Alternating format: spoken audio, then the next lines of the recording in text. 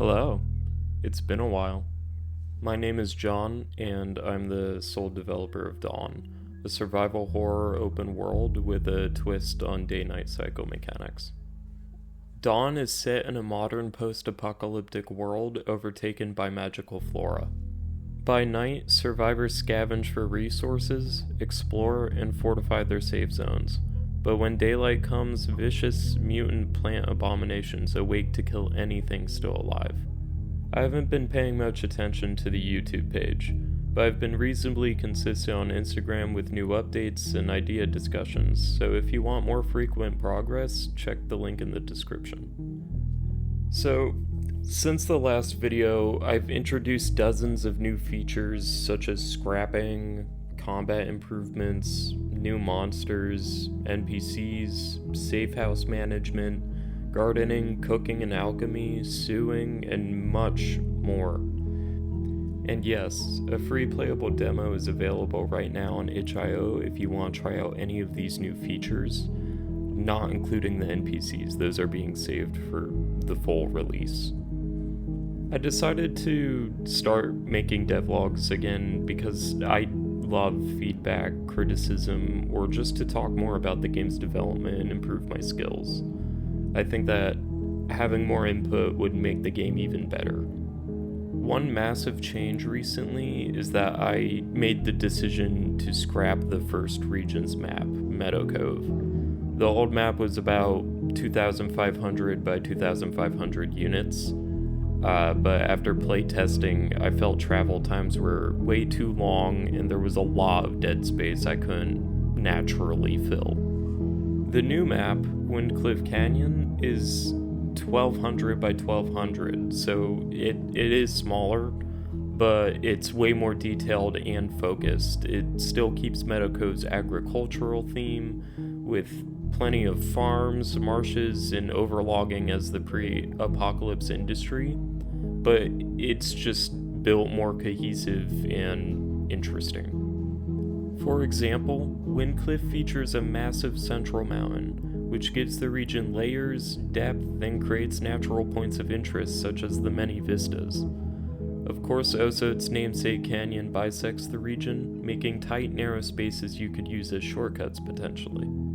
I have a ton of ideas for the region, and I'm really excited to put them in, such as a small town in the mountain shadow, a sunken village where homes are almost fully submerged, but you could still enter them through their attics, and a road covered in these vine archways, but passing underneath during the day might trigger the vines to lash out and attack you. Overall, the new idea of the map is literally quality over size, so a tighter map that feels more memorable and personal.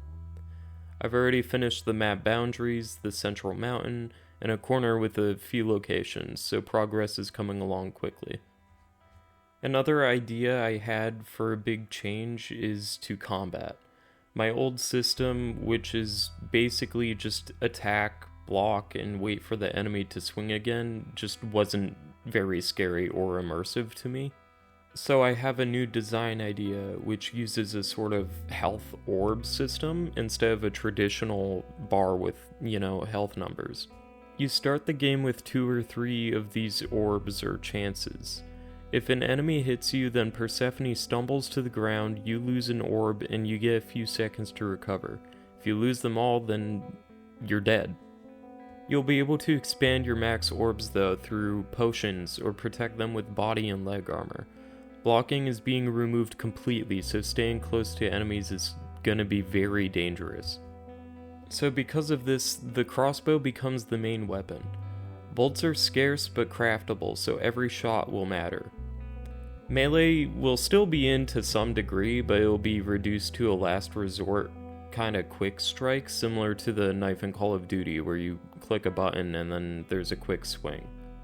Guns are completely gone in the world, either corroded or rusted to be completely unusable. Ammo is ruined by time and decay, so ranged combat relies on crafted weapons such as bows and crossbows.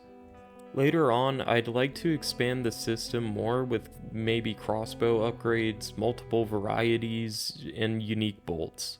I've even toyed with ideas like trident bolts or unicorn horn bolts. NPCs are another huge addition. In the lore, after the extinction, few people were resurrected years after the apocalypse by regenerative magic in the atmosphere. But unlike Persephone, who returned with her body intact aside from her missing left hand, most people came back as skeletons, with a few vital organs such as lungs and hearts. They're exposed, but they're functioning still. Being resurrected is already a very, very rare event that could happen. But being resurrected as a skeleton is much more common than Persephone's resurrecting back into like a normal human. As well as this, the world is extremely dangerous, and there are not a lot of people left alive. So every NPC that you encounter will have a distinct look, skull art, and personality. Planned for this region, there is Barnabas, a trader who expands his inventory as you help him. Iris, a wandering nomad who trades rarer goods, but she moves camps frequently and she never stays longer than a day. And then finally, the Graveyard Keeper.